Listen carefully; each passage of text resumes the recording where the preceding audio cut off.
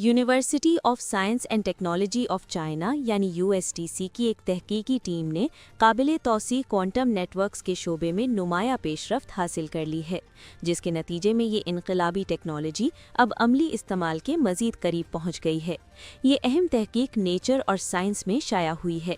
Quantum information science का बुनियादी हदफ इंतहाई मौसर और नहायत महफूज क्वांटम नेटवर्क्स की तश्कील है। इस मकसद के लिए क्वांटम एंटेंगलमेंट की तवील फासले तक तरसील ज़रूरी होती है।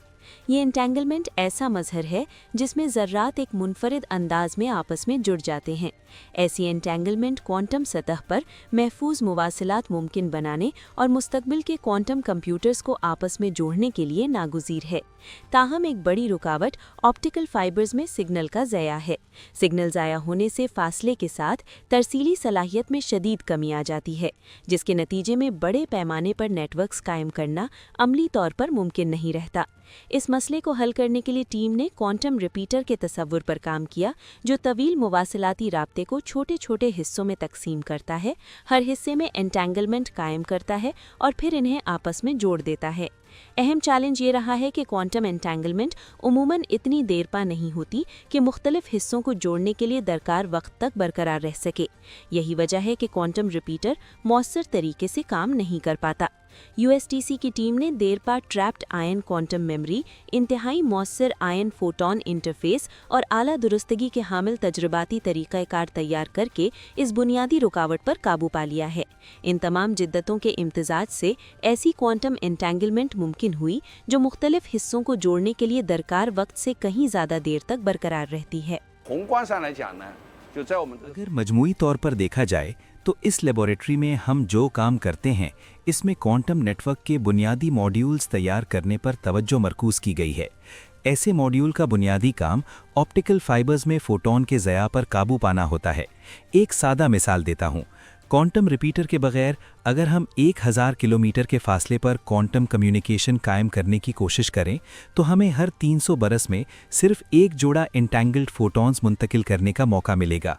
लेकिन अगर 10 रिपीटर स्टेशन नस्ब हों तो हम फी सेकंड 10 करोड़ तक एंटेंगल्ड फोटॉन जोड़ों को मुंतकिल कर सकते हैं।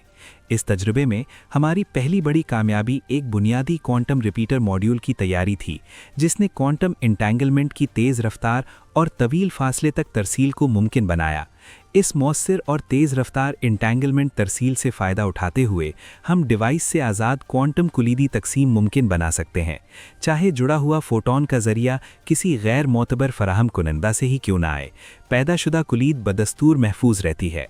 University of science and technology of China के मुताबिक ये दुनिया में क्वांटम रिपीटर के लिए एक काबिल तौसीब बुनियादी ब्लॉक की पहली नुमाइश है। ये तवील फासले के क्वांटम नेटवर्क्स की जानिब एक अहम कदम है।